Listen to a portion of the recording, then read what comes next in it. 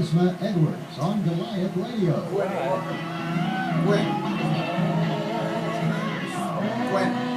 you want me to leave that on? There you go.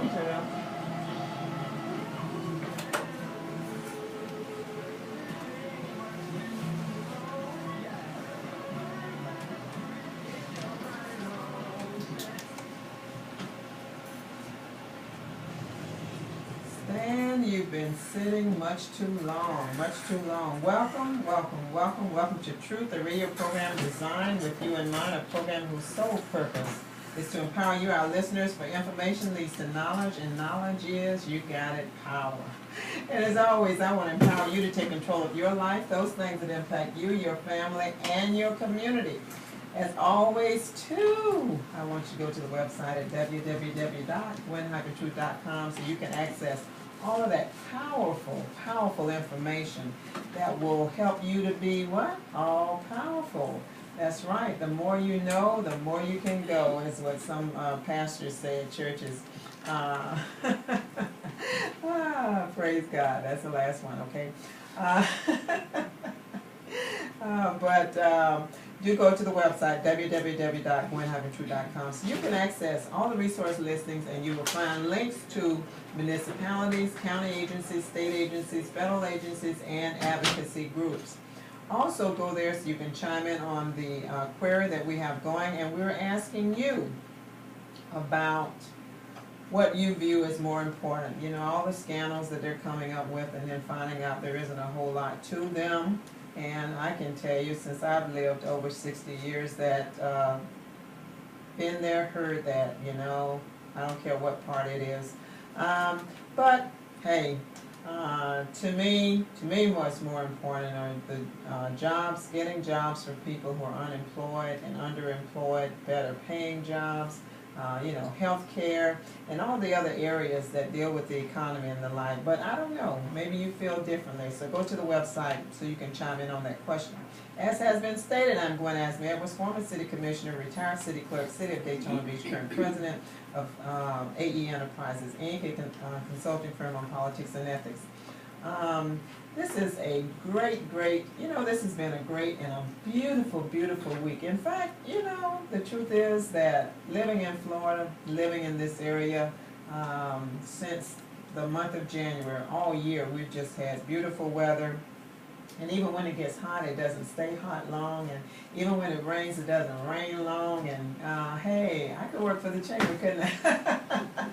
But it is a great, great place to be. And we're going to talk tonight about, you know, services that are available to help you enjoy the area. Because, you know, when you don't feel good, when you don't feel right, you can't be at your best. You can't enjoy, you know, what God has created out there for all of us to enjoy. So we're going to talk about some services that are available in this special program, which was developed in the West Volusia area by the lady who's here, the founder, and another co-worker who is here with her as well. So we're going to talk about that because health is very, very important. You know, when the children are healthy, they really can't do well in school. They can't do well at home in preparation for school. When the mother's not healthy, she's not going to feel in the mood to do what she should be doing for her children, for her family, even in terms of her employer if she works. The same thing with the father. He's not going to be in very good shape to do his best on the job or around the house or in the community and the like. So we want people to be as healthy as they can. And we're going to talk about that and talk about a program that is helping, is working in West Volusia. And it is a Hispanic Health Initiatives program. And we've got the right people here to share that with you tonight. Who am I? I'm Gwen Azama-Edwards, as I've stated, and I am your radio talk show host. And our guests tonight are individuals who are part of the health program that I'm mentioning to you, and the founder. And I'm going to maneuvering these glasses on over the headphone. It's really not that easy. But we've got Patria Alquila. She's the lead community health worker out of Jacksonville, right? No, Castleberry. Out of Castleberry. Oh, this sound is not doing what it should do. Okay.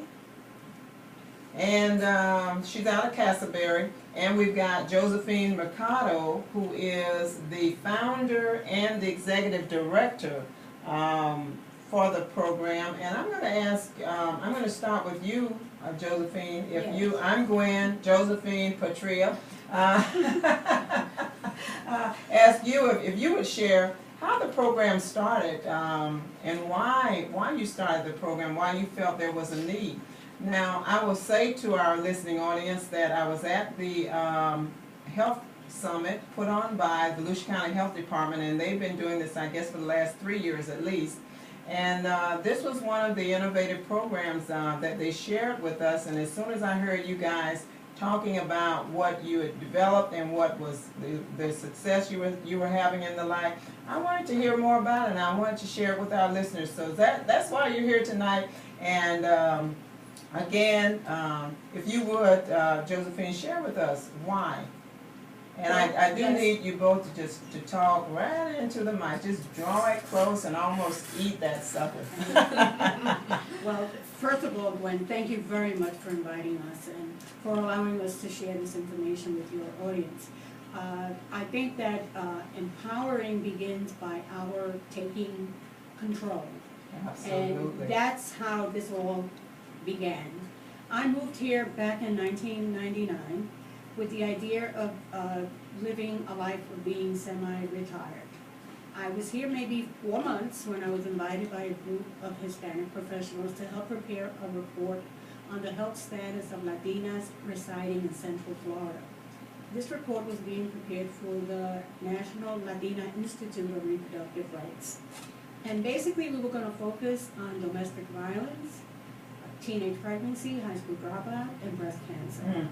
When we set out to prepare this report for this group, we found that there were absolutely no statistics on the health status of Latinas residing in that area. And the reason for that being that either we were being classified as white or non-white. And although we went ahead and prepared our report anyway, we had to extrapolate a lot of information. We also realized that without a focus on the Latinas residing in the area, how will they know what our needs are? And so the group decided that they needed to do something about it. And this is where I'm talking about taking control and becoming empowered. We decided that we had to help our community. If we wanted someone to help us, it had to be us. And that's how Hispanic Health Initiatives was born. Initially, we were just going to pick up the information from the hands of the American Cancer Society, American Diabetes Association, all those experts that have all this wonderful information in I don't know how many different languages, but it stays in that office unless they get people that go in there and pick it up. And we decided we're going to pick it up, we're going to give it to volunteers and tell them, here, take this to your community, take it to the beauty parlor, take it to the church, take it to wherever you go so that people will begin to read some of this information and become more knowledgeable about what are some of the health conditions that they are at high risk of. And that was the beginning of Hispanic Health Initiatives. Since then, we have grown and gone into many different development stages.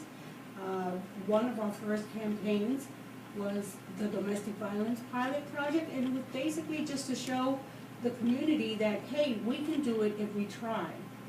The distribution of the information on that day was basically just connecting the community with the domestic violence information that existed in the county where they lived. We had over 100 persons, volunteers, distributing information on October 14th, that was the year 2000. Shortly after that, we were fortunate enough to receive a grant to do breast cancer awareness. We did a 7-month project for the State Department of Health on breast cancer awareness. And from there, we moved on to diabetes, where we had a very successful diabetes program where we taught people how, and these were all these volunteers came forward because they wanted to help their community. So that this is something that can happen in any community. All you need is a nucleus of 2 or 3 people that are interested in taking the lead, and there will be many followers. The long and the short of it is that our diabetes program, after about 5 or 7 years, we received funding from the federal government, and it has turned into a full-blown, I would have to say, a very, very effective prevention program. It's a health risk assessment program where we tell people these are some of the chronic diseases you are at high risk of. Based upon these tests that we just did to you today, as well as your family history, you will be facing diabetes down the road if you do not begin some lifestyle changes today. And that's how we are empowering our community, and that's how we finally started to take some control, because we don't have all of it, but we have some control over some of the health conditions that our community faces today. We have a very excellent community health workers program, which Badja is the lead community health worker, and I would like her to talk a little bit more about the program later on. But basically, that's really what my message is. If we want to do something, where there's a will, there's a way. And the will was there. After we found out that there were no statistics on Latinas, we realized we would be amiss not to go ahead and push to do something about it. And here we are. It's 13 years now. Wow. Yes. 13 years. Yes. And, you know, I kind of, I hate to use the word pride myself, but I do pride myself on knowing a lot of agencies that are out there, because for years, even, you know, as a commissioner, city clerk, etc., I've always been involved with the community and trying to make sure that I kind of knew the agencies that were there, the organizations that were there to help people, so that if someone brought in a problem or an issue to me, I could point in that direction. And it's always good if you got a place where you can send somebody, where you can send them where they can get the help that they need. But I was not familiar with this, and I know it's on the west side of the county, but still, you know, it sounds like it has just been a super program in terms of assessing the needs and getting that information out there, getting it back in terms of those grant providers that wanted it, but also then being able to come back and provide information to people so that they could help themselves, as you're saying, to empower them with the information they need to be able to help themselves.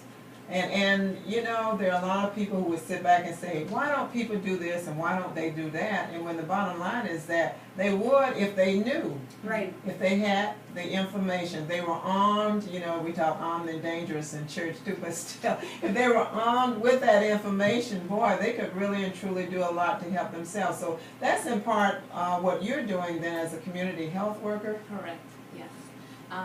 Well, thank you again for having us here. As a lead community health worker, I don't know if many people are aware of the term. A community health worker is, we are the bridge between the community and the medical and social services. So we're here to bring that information as you're sharing. And here at Hispanic Health Initiatives, that's what we do. We offer the community, there's a program called Taking Care of My Health, and in Spanish it's titled Cuidando Mi Salud. And that's where we offer the community screenings to check their glucose, cholesterol, BMI, blood pressure, and vision. And as a community health worker, we'll sit down with them and do the assessment and do the health education through those results. You know, we tell them we're in alert and we're here to help you and connect you. Majority of people that we see, of course, do not have a primary care physician, uninsured and underserved. So we're there to educate them, empower them, talk to them about nutrition and exercise, which you know is a whole nother ball game because of our culture and tradition going across the board. So we sit there and we educate, we connect them to the federally qualified clinics and also free clinics if there are any, which there's one in particular that I think of here in West Volusia. And we connect them and we offer a up to 6 month follow-up with them. So you're gonna come and see us, Gwen, you know, and you might have a little issue. Gwen here's everything you need to know. What about, let's set some goals. How are you doing in that eating, Gwen? Are you eating a lot of fried chicken, or, you know, there's a lot of white rice in there? How can we control that? How can we change that? Little small changes. We encourage lifestyle change. You know, nothing about no fad diets, none of this, drop weight.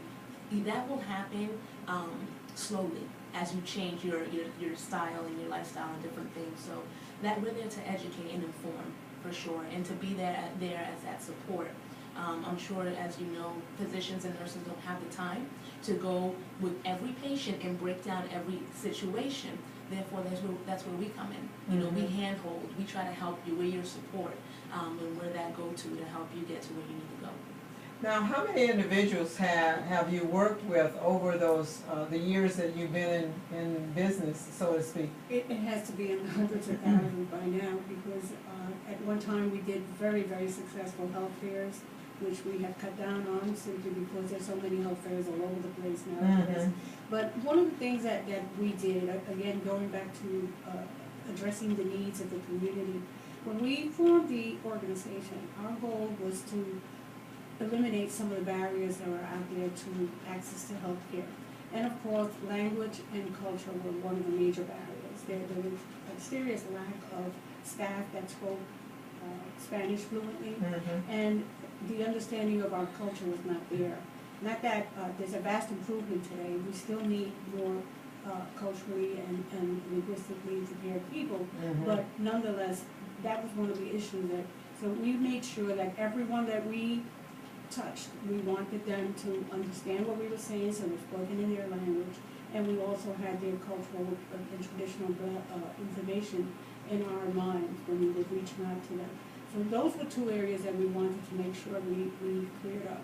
Then secondly, the issue of how convenient is it? When we started the organization, there were health fairs. It's not that it was new, but they were Monday to Friday, 9 to 5. Our people cannot go to those health fairs to get a simple test for diabetes, for instance, or something that they normally would have gotten at a regular doctor's visit, simply because they were working. So we decided, well, we got to do whatever we do at the convenience of the community. Right. That was the first thing that we established. It's going to be either on a Saturday or in the evenings. We can't expect them to leave work to come to see us. And then thirdly, we said, you know what, why do they have to come to see us? Why don't we go and see them? So let's do it in their churches, their community health centers, wherever it is that they go on a regular basis. It could be where they live, work, play, learn, worship. We will be there to help them. They may not be there to see us, but we're there to see them and help them get empowered. And that's one of the things that I think also made a big difference for Hispanic health initiatives and for a lot of the healthcare providers in the area, because many of them never thought in terms of working evenings or Saturdays. And that was one of the changes that I think we accomplished. As a result, there's health fairs on Saturdays, 2 or 3 of them on one single Saturday in many different places, you know? And I'm glad. So we have stopped doing the health fairs because of that. But we plan to continue with them. It's just not going to be as frequent as before. Now, in your taking this program to the community and the like, what are some other things that you found besides changing the hours, and you know, like you're saying, it's a lifestyle change. It's not just something that will happen overnight in terms of helping the individuals or them helping themselves. But what did you find that many of the individuals found a little more difficult or easier to do? Well, one of the other things that you were saying, the time and accommodating them, but a lot what I've seen in the last 2 years is just the need for that empowerment, the lack of education, you know, and just, you know, it's almost like they have the blinders on. This is all I know. This is what I've been doing, you know, and until somebody says, hey, there's a different way, you know, there are resources. So then there's a flicker of hope. You know what I'm saying? It's like, oh, I didn't know, or, you know, I've just been doing this all my life, or I live in Florida, you know, Florida's tough when it comes to health and there's no help. So it's been like the lack of education, you know, just having these blinders on and maybe no hope, you know, so that's why there's a continual, you know, of issues, because they haven't had the hope and the resources and education to know. So that's been a barrier as well. And once you're clearing out the language and the culture and bringing this information, not in a white jacket, you know, but someone, you know, that you're comfortable with as a community, you know, hey, it's Gwen, look, it's Gwen, you know, I trust her, you know, she's an awesome person. You bring some information, it's like, I respect you, I believe that, wow, I didn't think of that. So that's another one too. So it's important to pretty much set the stage such that there is a relationship. Yes. You know, the relationship is there. And as a result of the years that you all have been there, you've been providing much needed information and assistance and the like. So you're finding that people are not only, are you having to go out to them or still going out to them, but they're also coming to you. They're looking for And us. looking you up. And basically what you end up doing then is referring them to in addition to the assessments you're doing and the information you're giving them on how to improve their eating habits and the like, you're referring them to other places where they can get assistance. And are there a lot of those places on West Volusia? Volusia, it's a work in progress. It's a work in Yeah, progress. because I think I read where Halifax is considering putting a health annex or something over that way and. Over that way. Right, yeah, and even, I think Ag is talking about, Stuart Marchman is talking about maybe putting something over, to provide substance abuse and assistance and then more health care in West Volusia as well, because so many of the agencies are here in Daytona Beach on the east side of the county and not on the west side of the county. Is that a real problem? It is a real problem, and I just wanted to just share, when this organization started as well, it's a volunteer driven. So we were able to, we had people from Volusia, Lake County, different counties outside coming to help, but as time has gone, gas prices and then funding, with the grants, it's very particular.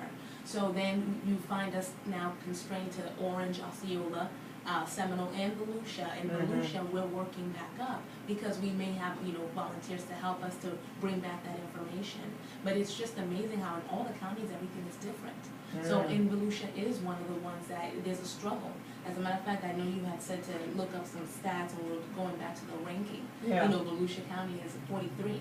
I believe, in Flagler, they were 23, or they are 23. So obviously that, Volusia needs help. And so our listeners know I know what you're talking about. When you say the ranking, this Health is ranking. health ranking, right? From the 67 counties in the state of Florida, Volusia falls in 43. So they're in need of the health services, they're in need of the connection, they're in need of this information to go out. And most importantly, Gwen, they're in need of the communities to step up and speak up. The voices, if there's anything that I can share, whoever is listening, do not be afraid. Please speak up. One voice is better than no voice. Right, One voice can do a whole lot. And so if there's, a movement and a fight saying, listen, we need this. I need this in my area. People are sick. Many people have diabetes.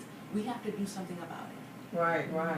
And there are people, and we won't get too political, but I know in terms of Obamacare, a lot of people say, oh, we don't need this, we don't need that, etc. And it's a lot of the poor people who don't have the access. And I think a part of that healthcare survey showed that there are a lot of services that are there, but if people don't know that they're there, That's right. they can't get to them because they don't know to go to them. And that's very true, especially when we formed the organization. There were many people that had federally qualified community health centers right around the corner, and they were totally unaware that those clinics existed. And there are people who are probably listening saying, oh, how could that be? How could they not know? But we're talking about individuals who have, as you said, a language barrier to begin with. They're working. I mean, their whole thing is to work and to provide for their family. So there are a lot of other priorities that they have ticking off before they get to take care of myself, deal with my health situation. In terms of, if once the information is there, all of a sudden they may say, okay, yeah, I've been dealing with this, foot problem, I've been dealing with this, thing with a heart problem or diabetic problem, etc. Oh, you mean there's a place where I can go and get help? Correct. And it's not only there's a place I can go and get help, but that it's affordable. Yes. Because that's their other fear. I'm going to create a bill, and maybe they already been there and they created a bill. I mean, they're the emergency room. So as a result, they do not go back because they're afraid they're going to be charged whatever it is that they owe, or that they will be denied treatment because they owe something. So there's a lot of issues in not having affordable health care. And a lot of issues. in the eyes of a person who's working 2 jobs to provide, of course you're like, I'm breathing, I'm moving. I get a headache here and there, but the money has to flow. My children have to eat. I'm saying? Not until my leg is really hurting or I'm almost can't breathe, then I can do something about it. But while I can still function, we're gonna go, you know. Now, what about the children? Because I know there are a lot of parents who will try to get help for the children even before they get help for That's themselves. very true. And as a result, sometimes they will be much more open and they'll look for help and look for information when it comes to their children as opposed to themselves. Are you finding a lot of children are actually coming to you as well? Or the families are bringing their children or asking for help in regards to their children? Recently, I guess, with the program over the last couple of years, and like Josephine said, with our health fairs, we've been able to provide services for the children, especially the last one. But we do have families, and I would call it a special case that came through concerned about her 15-year-old, yet she has some issues. So they are calling about the children, you know, trying to figure out where can I get insurance for my kids, not knowing about Florida Kid Care and how that works, you know. But we don't have like an influx of calls, because right now we deal with 18 and up. However, we tell families, you know, bring the family. We can sit down and do a nutrition education for the family, because the child who's 10, he's not the one going shopping, or she's not the one, the mother is, so, or the father. So that information can, you know, cover the whole family, if you will. But there are people always looking for services or asking, you know, can you help me? Do you offer this? And we, of course, if we can't, we send you where you can go. We don't leave you hanging. And getting back to Kid Care, it is my understanding that the services are there.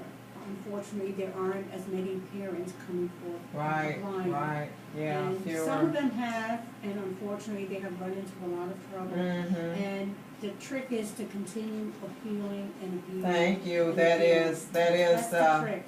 because they've been changing. I serve on the Healthy Families Board, and they keep changing the legislature. You know, you get something working well, and then they go and call themselves fixing something that doesn't need fixing, and before you know it, what you've done is you've disqualified people who need it and unintentionally. So you go back, then you try to fix it, but by that time, those individuals are not a part of the program, and now you're out there trying to get them back into the program when there was a trust issue to begin with, and now you've got an even bigger trust issue because what they expected to happen happened, and now you're saying trust us again. Right. Yeah, it really creates a bad situation, It but does. for our listeners, we do want them to know that the program is available for children. Oh, yes. Yes, and it works, and it you know, and it's unfortunate that not enough and are not as many people that can use it are taking advantage of it.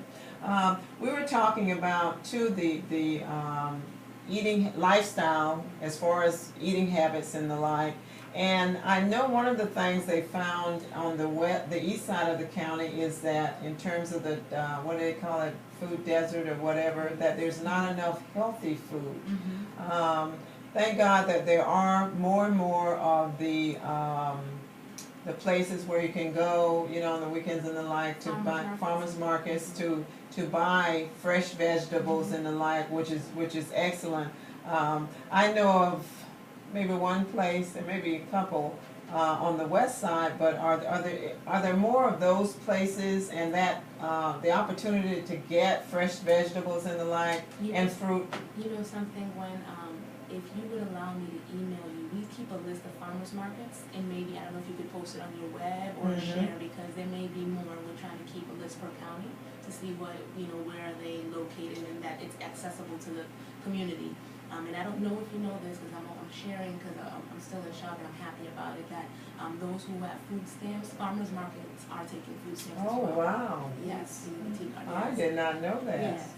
Oh. So that's even more encouraging. So, you know, people may be discouraged because, well, I still can't get, you know, fresh fruits because I'm on food stamps right now. No, that's not the case anymore. You know what you hear publicized is that they're changing it so you can't go and gamble with your food stamp card, or you can't go and buy candy and soda pop, but they're not sharing that you can actually use it to go get something healthy.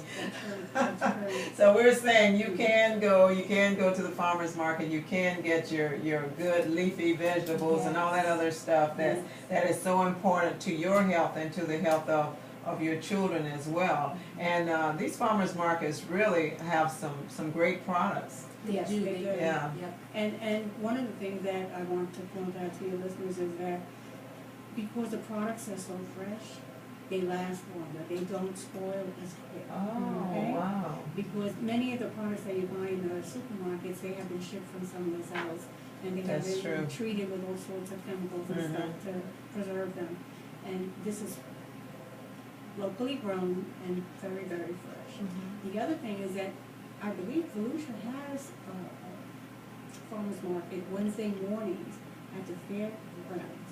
Yes, yes, on 44. I think believe so, so, you can 44, see it right on 4. Mm-hmm. I know they did some years ago, and I think it's still. Yeah, I think they've started again. Mhm. Yeah, I believe so. Yeah. And that really would be a great opportunity for these families too, because they usually have good prices as well. They do. What are some other areas where you all have found that it's important to share information, to share with individuals who come in as well? Because I know that one area that comes to mind to me has to do with dental, dental issues.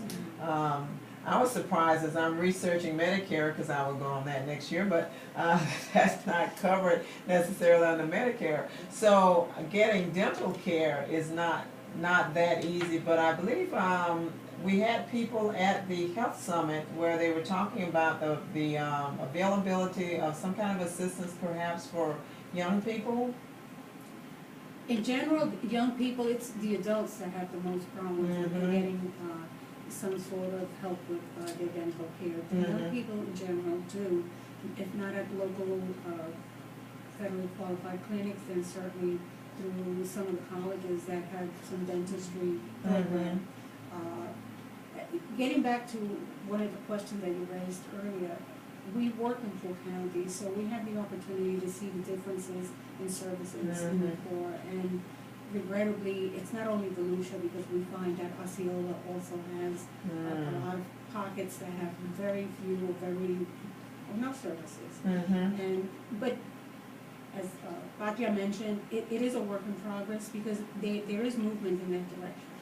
And I believe that the dental health, there is going to be a big movement in that direction, because they are finally realizing that the head is connected to the body, and anything having to do with the head, whether it's dental or mental or vision, it's affecting other parts of the body.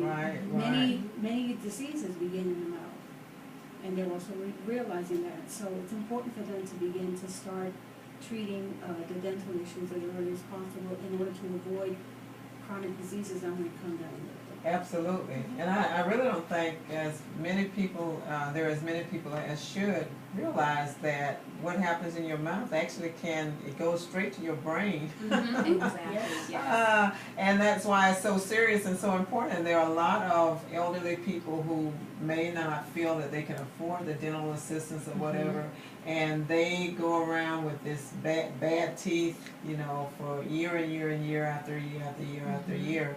And basically what they're doing is not just hurting themselves in terms of the pain from the mouth dental cavity, but they're also putting and keeping, bacteria there that's also going to travel somewhere else. So there are services that are available, and I know the Volusia County Health Department also has help for individuals who are in need in that regard too. And, if you've got money, then you pay. But you may not end up paying as much as you would if you were going private sector.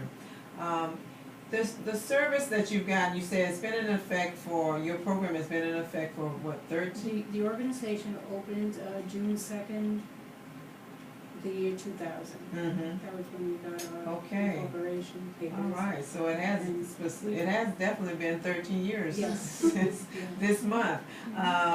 And having had the organization in place for these 13 years, what are some differences that you've noticed over the years in terms of I know we've talked about the fact that things have gotten a little better in terms of service provision, and more people know about the service thanks to your being able to actually get the information to them. But I mean in terms of individuals actually being able to go somewhere where there is a service and they're being accepted, the doors actually being open to them, the individuals actually receiving them with open arms. As we know, even in terms of Medicare, there are a lot of places you can go anymore where the doctors will accept Medicare, or they will, you know, they're happy to deal with the whole federal situation that will change, of course, with Obamacare. But there are. I would think that there would have been some changes during that time period in reception I agree and access. I agree with you, because part of it was the cultural experience was a problem for both ends. Not only the medical provider, who was not understanding why they behave that way, why I only need to see her does the whole family come, and things of that nature, and the family who wanted to be there to support her and also to help her with whatever it is that he had to say. And at the same time, the fear that that created, because, you know, body language counts for a lot. And for instance, in the Hispanic community, we do not look at people straight in the eye, especially if they are kind of reprimanding us. And in the community as a whole, the Anglo community, if you don't look at me in the eye, what do you mean? You're not listening to me. Yeah, they call it being shifty and untrustworthy. You see, and so those differences are beginning to be ironed out, so to speak. We're beginning to understand each other. Our community is beginning to have more trust in the system. And as Alquila had said earlier, we are the bridge between the providers and the social services and the community in more ways than one. It's not only alerting them that, you know, this service exists, but go, and if you have any problems, let me know. Yes, yeah, I always say that too. Or we will call for you and make the appointment. We do that too. And so that automatically starts to open another door for that person. Now, you're out there, you say, are you both in the 4 counties? We have our offices in Castleberry, our headquarters, but all the work that we do is really out in the community, so that we may be doing a health risk assessment session in our office, but the following week we might be in Volusia County doing it, or in Seminole County, Sanford, for instance, doing it. We move our programs around. Now, what is the Hispanic count in those different counties? I should have prepared you for that, but you know, there are people who when you're over this way on the east side of the county, there are people who say, we don't see a lot of Hispanics. You know, there aren't a lot. They'll say that about Chinese and the like as well. Mostly what we see are either the African Americans, you know, or we see a lot of Caucasians. But when you go on the west side of the county, especially if you get into DeBerry or Deltona, you'll see a much higher increase in terms of Hispanic population.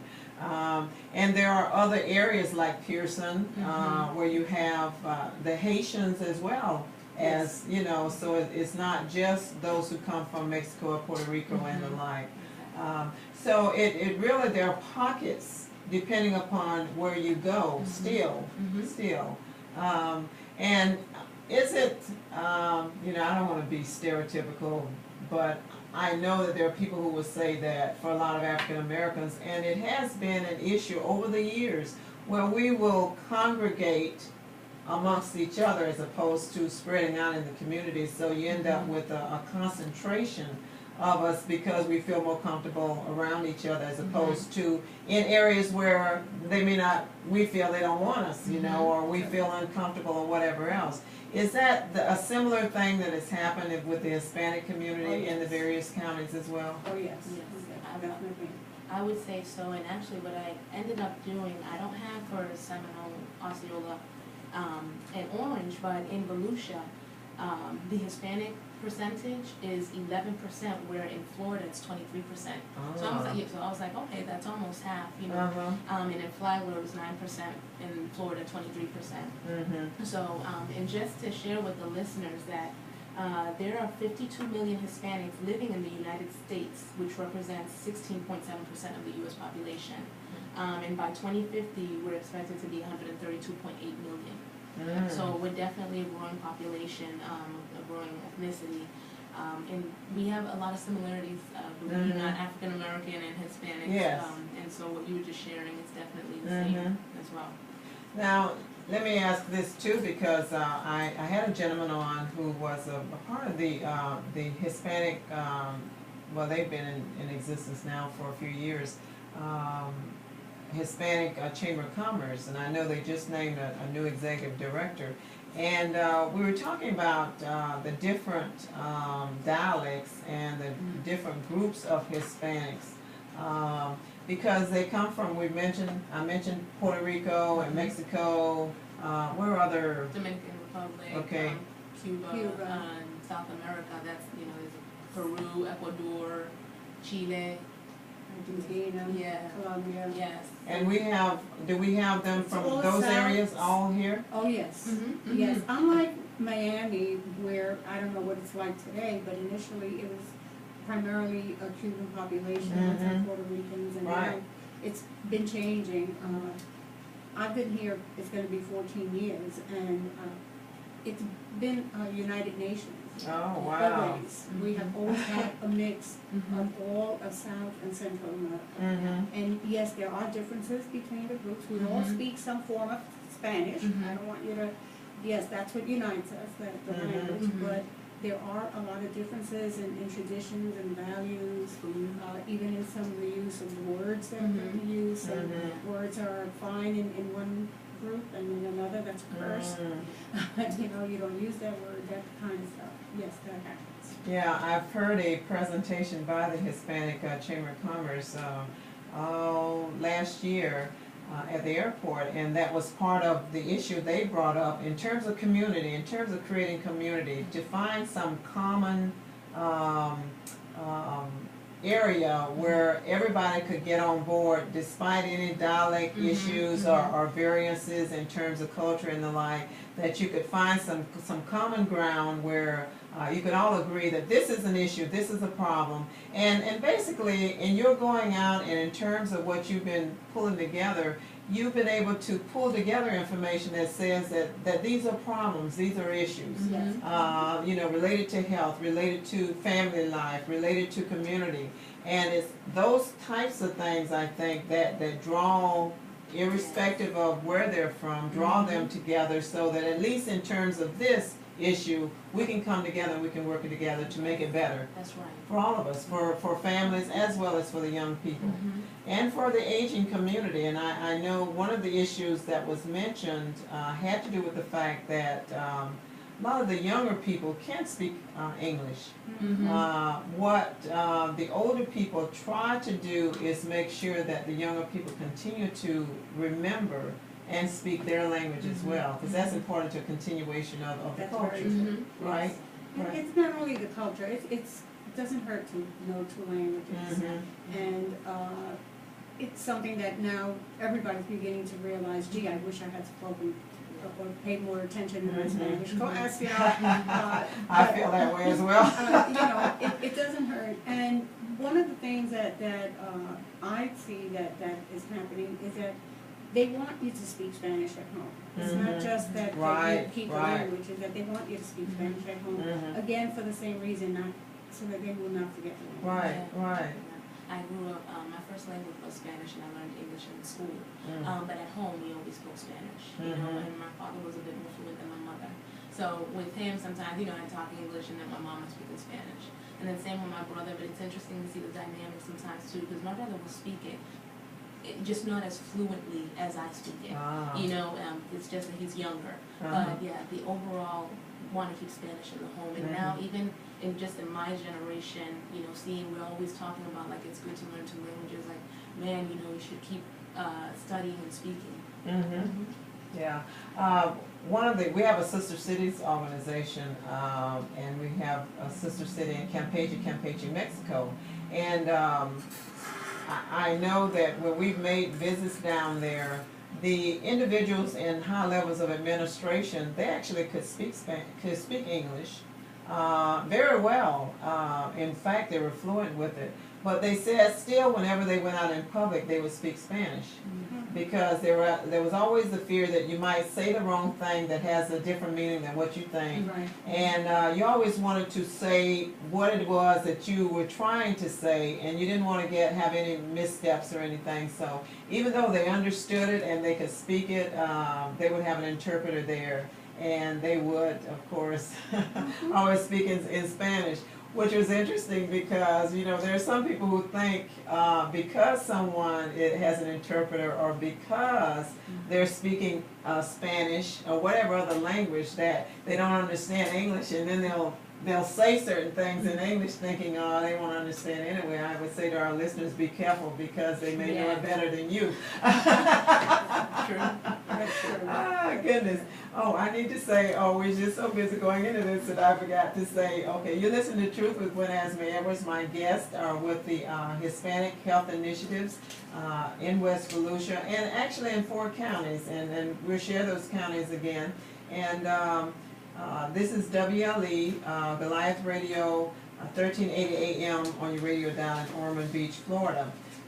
Now, what are you finding as some, there are things that we've talked about, especially in terms of some of the health issues that you started out studying and doing, getting stats on and in terms of the grants and the like, which are really big deal issues, diabetes,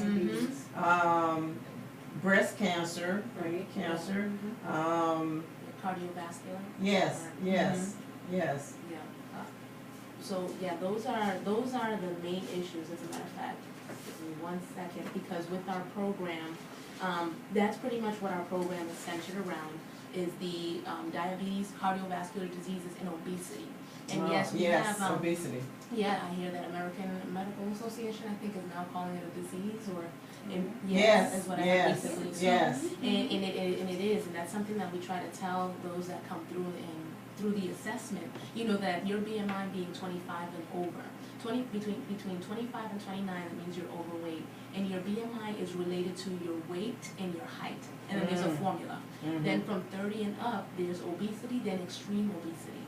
You know, and a lot of people think a few pounds is just a few pounds, but those pounds add up. And then if they're, those pounds are around the stomach area, I mean, it's an issue. You know, as your stomach expands and you're opening up for diabetes, cardiovascular, obesity, and other things there, including cancer.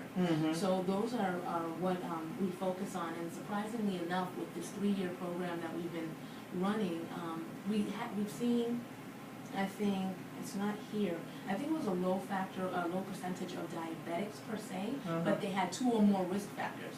So they were already overweight and high cholesterol. You know, we see people that have blood pressure of 150 over, 100. It's like high numbers, but they feel okay.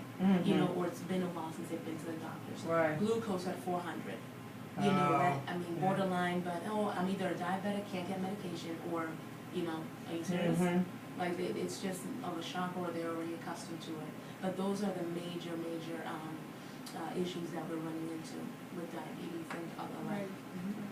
We also have helped women obtain access to the free and low-cost mammography services that exist.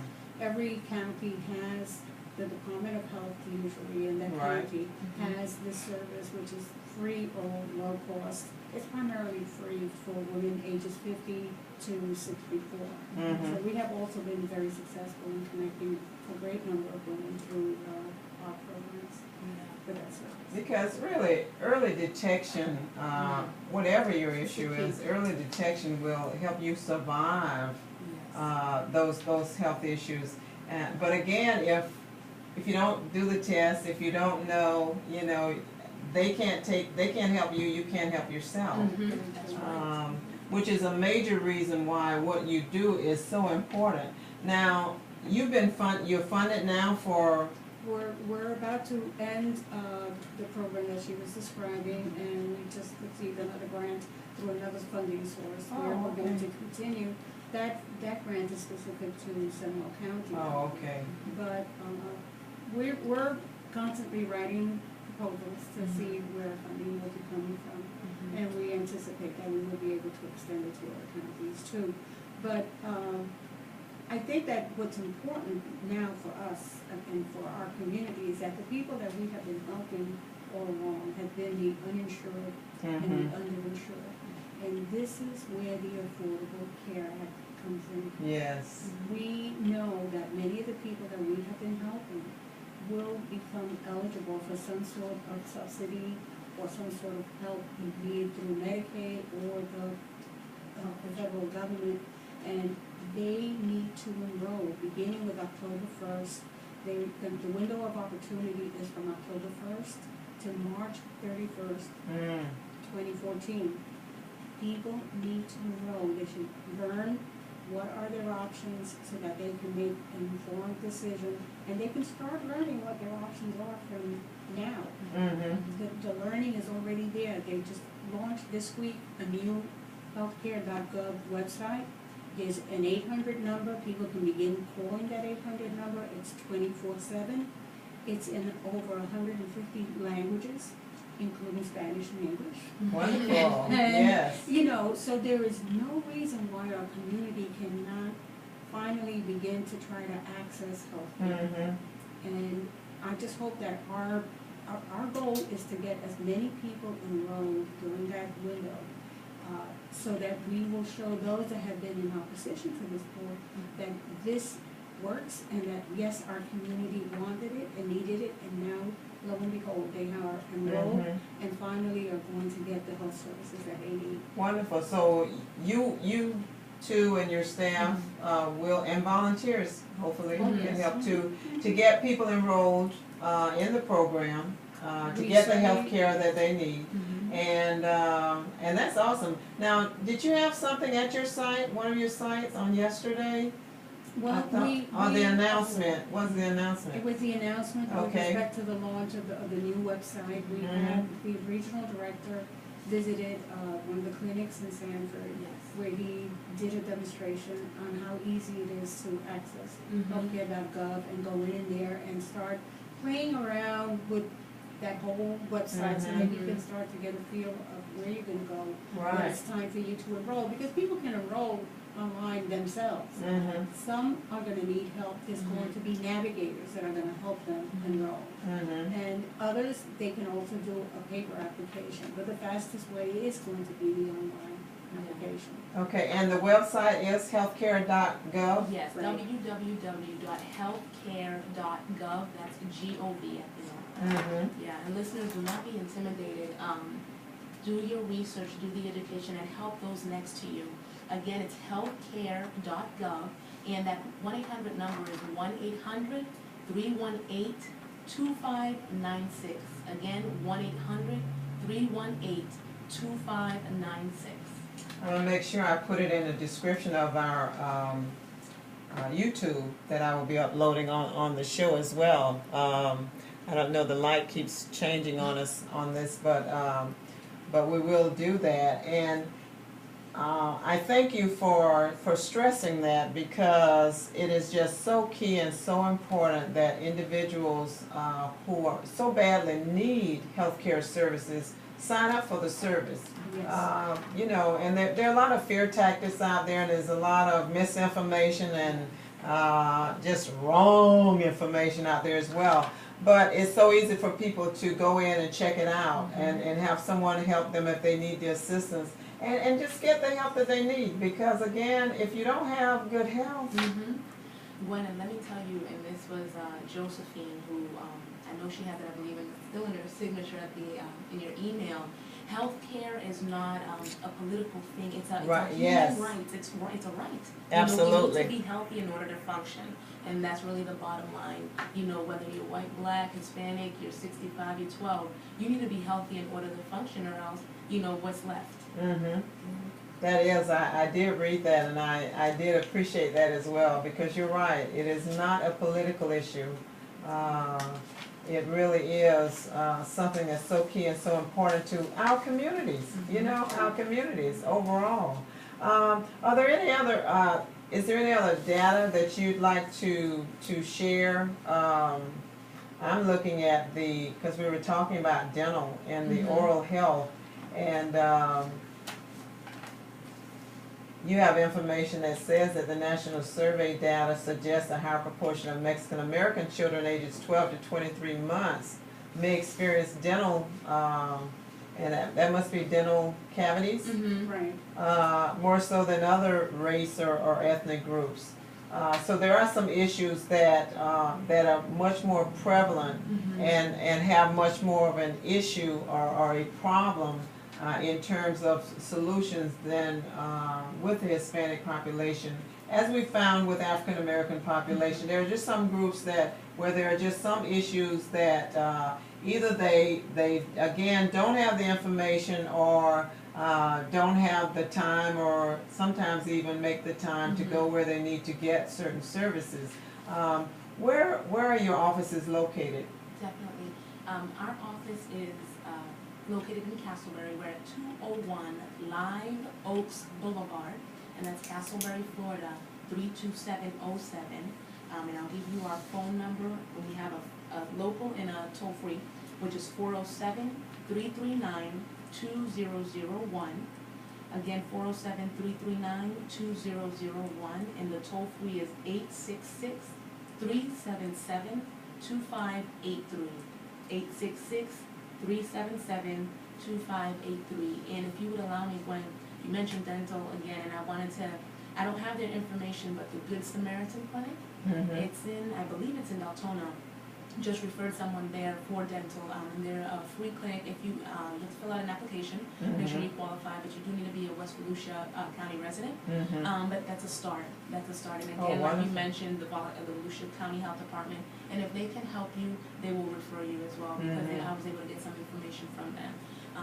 But dental is definitely something that's been left behind, and we're hoping that there's going to be a change, because they're so important to keep your teeth, clean, or whatever it is you need, and if you have an issue, that you get to it immediately. Right. And in terms of the diabetics and diabetes, eating right plays such a major role in that, such a major role. So I would think that in terms of lifestyle changes, that's a key thing that you guys are getting into in terms of eating right, what you eat, and the exercises and staying active. Exactly. There's actually a program. We have two programs. One called Body, Tasty, and Healthy, and the other one is Healthy Life, Healthy Choices, or Healthy Choices, Healthy Life. And they're both bilingual, and it's again going back to that nutrition. Your portions, we say eating right, and listeners, you're probably thinking, wow, I gotta cut out everything I eat and just eat vegetables for the rest of my life. No, it's called portion control. We've been accustomed to eating almost a platter full of rice, beans, and whatever else have you. Yes. We fill the whole thing, and make sure we eat the whole thing. Make sure we eat the whole thing. Either family, you grew up that way, you gotta clean your plate. Yeah, right. You got starving kids. We were told that throughout our. All the time. But honestly, we're seeing that we have trained our bodies to do something that it shouldn't, and expanded these stomachs that we're supposed to just eat certain portions, and smaller portions. I promise you, you will be full. And it's about self-control, discipline. But when you know and you're accountable for what you know, then you begin to, kind of change some things, and you'll look at the supermarket differently. You'll look at your cooking styles differently, and there are recipes plenty that you can still make your, what was it? I just pulled up something today, candied yams, collard greens. It was obviously African American lifestyle. So I'm looking, but there was recipes that were catered to where it's healthier, and again, it goes back to moderation as well. It's not, again, telling you to never eat those things, but, every once in a while, not just every day, and being able to change. Right. Well, we've got 2 more minutes or so. Is there anything that we haven't covered, or that you'd like to share with the listeners as well? Because we want them to definitely get in touch with you guys. You guys, I always have to define that for people who are not from the South. It's not non-generic term that we use as a phrase. It's a Southern phrase. Is there anything that we haven't covered that we just want to make sure that individuals know? And did I pronounce your name incorrectly? People say Patria, but it is Patria. Patria. Yeah. That's gorgeous. Thank gorgeous. you. Okay. Alquila? Alquila. See? I should have paid attention to my Spanish classes. I really should. Jeez, and Josephine Mercado. That's right. Oh, You see, got that right. yay. 50% is better than none, right? That's And you know, one of the things that you've talked about, and we would hope that the employers out there would do that, especially if they're open to the public, that they would make sure that they have a Hispanic speaking person on their staff. That they have someone that's there that can accommodate individuals who are coming in who don't necessarily have, you know, full use of, they're not fluent when it comes to English. So that they understand what it is before they sign that contract, you know, and the like. And I would think that if it's not a requirement, it almost should be, so that people definitely understand a lot of this stuff that goes on. You know, it's hard enough for me when I speak English, and you know, I'm used to reading contracts and the like, but they're getting more and more, shall I say, devious. They really and truly are, and people do need help. And you know, the other thing that I would say before we go off the air too is that, and I think it was stated earlier, there's no shame in asking a question. Right. There's no shame in not knowing something. The real shame should be if you don't know and you don't ask. That's right. That's right. That's You right. know. So whether a person is Spanish speaking or they're English speaking or whatever language it is, if they don't know something, they don't understand something, they should ask. And if you know, if the people you're asking don't seem like they want to answer, then find a friendly face that will.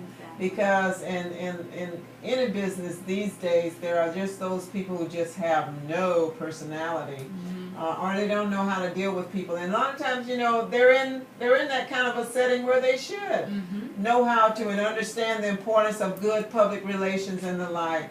But usually there is at least one person that's on staff, or one person that's even in a restaurant who you can, you know, they've got a nice smile on their face or something, and you can ask them, you know, can I such and such and such.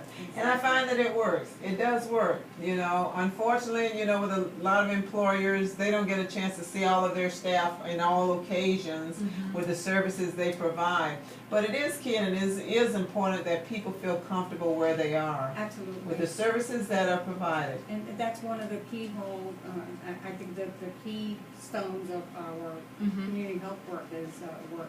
They are people that mirror the community they are servicing. And for that reason, that opens a whole series of doors that would not otherwise open. As she had said earlier, they don't see that white coat. Yeah, they see a friendly face, a warm welcome, and I mean we're a small staff, but we all have our personalities. We have an entertainer, we have one, she's sweet, and then I'm in between both. So when you get a little bit of everything. Oh gosh. So and our founder, Josephine, is probably a little bit of both. She kind of keeps all of you guys up, not both but all. Yes. Okay, closing comments from the two of you. I just want people to be on the alert for the Affordable Care Act. The enrollment begins October 1st. You have the numbers now. You have the healthcare.gov website. Start surfing that website so you can become familiar, so that on October 1st, you know what you want to do and how to do it. And if you do not, don't worry. There's going to be navigators all over the place, very, very accessible and willing to help you. So don't forget to enroll. Awesome. Definitely, and just be encouraged, educate yourself. There is no shame. Remember, the shame is, as Ms. Gwen said, if you don't ask and you don't do anything about you being ignorant, if you will, to what's happening, then you are going to be in shame. But go ahead and remove those barriers and do what you have to do to educate yourself on healthcare.gov, on the services that are out there. And again, I want to say thank you, Gwen. Thank you both. I hope this video comes out well. Doesn't matter how I look, but I want you guys to look good. But more importantly, we want the information there, and so for our listeners, I will have this up on YouTube by tomorrow. And I do want individuals to understand that, as you've stated earlier, even though this is a program that is on the west side of the county, and you know those counties currently are Volusia, Seminole, Osceola, Orange. and Orange counties. But this type of a program is something that can be, as you stated, can be recreated on the east side of the county if it does not currently exist. And you know, for the most part, so people know, usually the programs are out there. It's a matter of knowing about them and knowing where to go. And that's the kind of the role that I try to play in bringing guests on who can share this information with individuals so that they know there is help out there. And so that our listeners know too, this isn't about, you know, just giving handouts. We're giving information. You guys give information so people can go, follow up, follow through to get the help they need. So they're doing the work. They're actually doing the work to get what it is that they need. And the services are there, but the healthier they are, the healthier any of us are, the healthier our community is as well. Yes, that's right. In more ways than one. It's not only health-wise, but economic. Right, right. All of those things, yeah, they're the building blocks really to Yes. a healthy community in totality. Gwen, before we forget, we are Hispanic Health Initiatives, but we don't just cater to Hispanics. We had to start that way in order to let our people know that we are here, but we serve everyone. Oh, wonderful. Well, I'm glad you said that because if you had not, so the service is available to everyone. But you know what? Sometimes people say, well, why do they call this like there's a black clergy association and that there's a Hispanic chamber of commerce and there's a this and that. And people say, well, why do you need that? Why can't we all be one? The bottom line is that sometimes you have to designate a particular group to show that group that there is something there for you. Too many times in the past, you know, we've not felt welcome. We've not felt that this is a place that I can go. And generally by having that moniker there, then it says that, hey, this is a place for me. This is a place where I can go. But that's why it's important too to say you also serve others. Yeah. So that everybody knows that everybody's welcome. It's like church, everybody's welcome, you know. It doesn't even depend many times on your denomination. Everybody's welcome in the house, you know. So to all of you who are listening, again, this is a great program. We've shared information with you as to how you can get in touch with them. Is the website for your particular The organization, yes, it's www.hhi2001.org. Again, www.hhi2001.org. We also have a Facebook page as well. Okay, wonderful. Yeah, so they can go on and they can like your Facebook page and then get information. And the information that you were going to share with me, so what we'll do is we'll add your website. Now, are the farmers market listings on that, on your website? No, they're not there. Okay, okay, all right, wonderful, wonderful. We'll have that available then. And again, to both of you. Yep. Patria. And to Josephine Mercado and Patria. Alquila. With the Hispanic Health Initiative in West Volusia and the Seminole, Orange, Osceola, Volusia County, West Side. We thank you guys for coming on, and we thank you for sharing. And to all of our listeners, please, please, please, you know, if you know individuals who are in need of the service, of the information, of the empowerment in regards to their health, please refer them to these ladies and to this program. Okay, you've been listening to Truth with Gwen Azama-Edwards with my guests as I've shared from the Hispanic Health Initiative. And it's not just for Hispanics, as has been stated, but they have information, they have help that is available. But for all of us, hey, we're still standing, and I've said, you know, that you need to be informed, you need to be empowered, you need to stand tall for that which is right and truthful. Like my guest and myself, hey, this is Truth with Gwen Azama-Edwards, and we're still standing. You be blessed and have a great week. And so that you know, because next Thursday is a holiday, it is the 4th of July, and shout out to all of our veterans, shout out to the great US of A. To all of you, enjoy the 4th of July and remember what it's about, okay? And let's celebrate ourselves as one nation under God. God bless and have a great week. Not next week, but I'll see you the following Thursday. Take care and be blessed.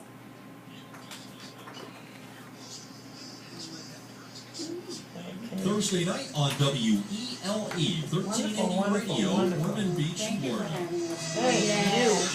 Oh, very, very much. You hit the nail on